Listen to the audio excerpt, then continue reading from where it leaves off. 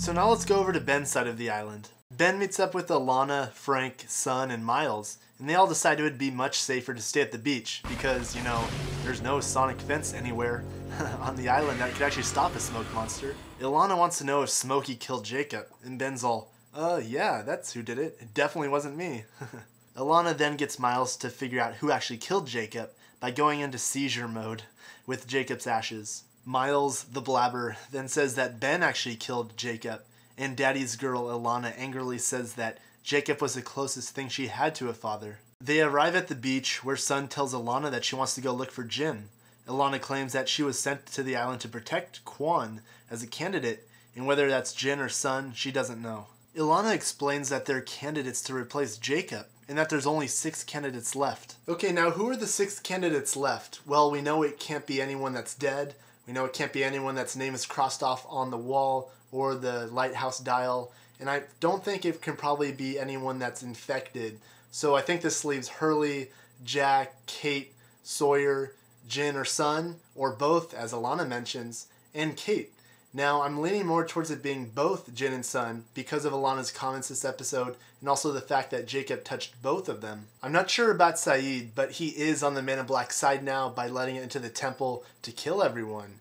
Now, if that name Quan is referring to either Jin or Sun and not both like I just mentioned, then I think the last name could be either one of the 3 names that isn't crossed off like 56 Hasea, 57 Grimwald, or 60 Kaiska, which I doubt though, or it could be an entirely different last name that we haven't seen yet, maybe even Alana herself. And if it's the first 6 I mentioned, like Jin, Sun, Kate, Sawyer, Hurley, and Jack, it would be interesting because at the moment they're divided in half, with Jack, Hurley, and Sun following Jacob and Alana, and then Sawyer, Kate, and Jin at the moment being with the Man in Black. Ben goes through Sawyer's tent and finds a Playboy, wondering why anyone would bring that to the island, maybe looking for a Playgirl or something, and finds 2 books as well. One is The Chosen, which is about 2 boys who become friends even though they're from different worlds, and the second one's titled Benjamin Disraeli, Justice and Truth in Action.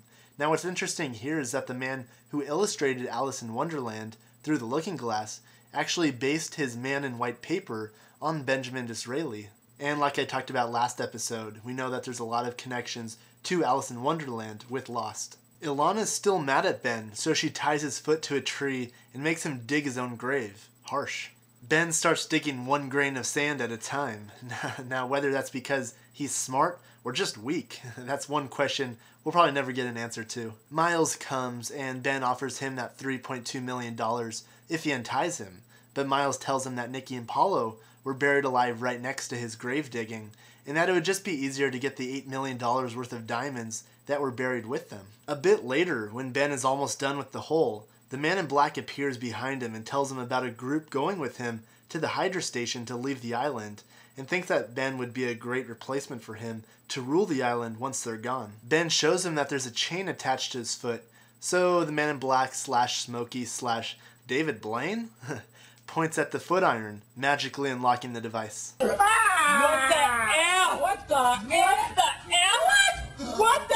How did he do that? What? How did you do that? When did you do that? He tells Ben about a rifle that's 200 yards into the jungle and leaves. At that time, Alana's eyes meet with Ben's, and for some reason, Ben decides that it would be a much better time to dart 200 yards with Alana looking at him than, you know, waiting an extra 5 seconds when she looks away again. Silly Ben. She chases Ben, and he runs to get the gun. They have an emotional moment where Ben apologizes for killing Jacob and says that he was tricked. Yes, the Man in Black is tricksy. And that he watched his own daughter die right in front of him, that he could have done something about it. He also says that he sacrificed everything, including Alex, for the island and Jacob, who didn't even care, and that he's going to go with Flock because he's the only one that will have him. Ilana turns and says, "I'll have you."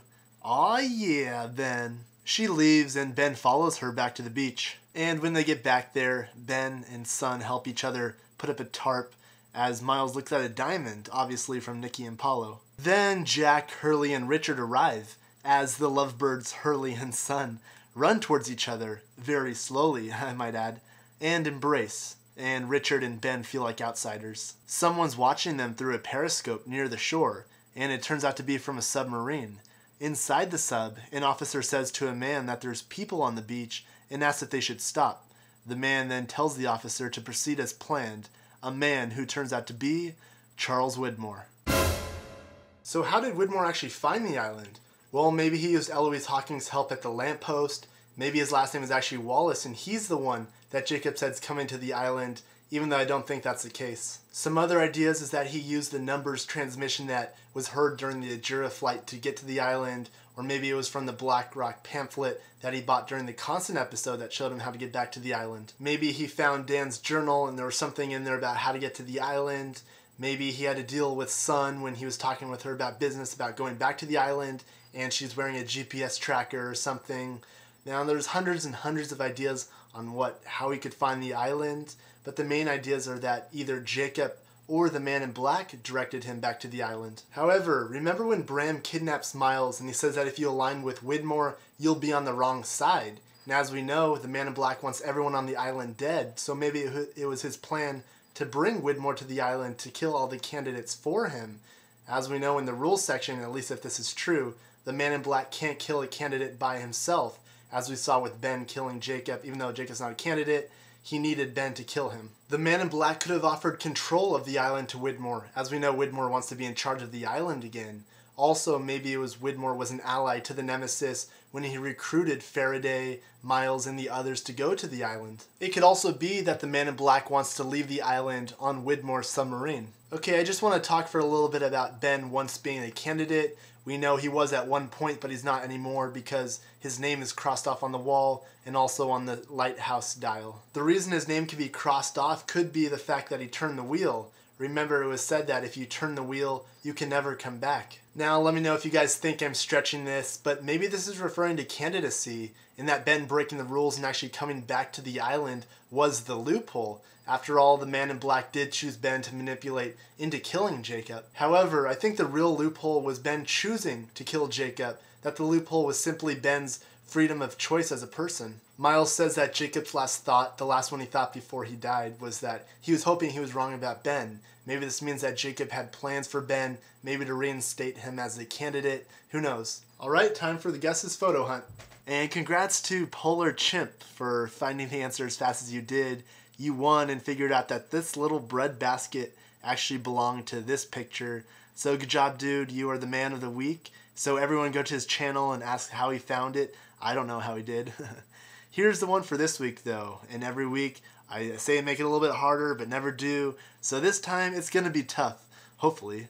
The only way you guys can win again is posting your answer as a video response, so good luck. Okay, now this last segment is the unanswered questions. I usually do it for each episode, but this week I'm just gonna have one question that doesn't have to do with this episode, and the question is, what is the one question you guys all want answered by the time the season is over with? And then on top of that, what do you think an answer could be for that question? I really want to know what you guys all think, so down below in the comments section, leave your ideas and we can all discuss them. Okay guys, that is it for me. Sorry about this video having so many contradicting ideas and theories. I was just putting a bunch of them out there for you guys to decide.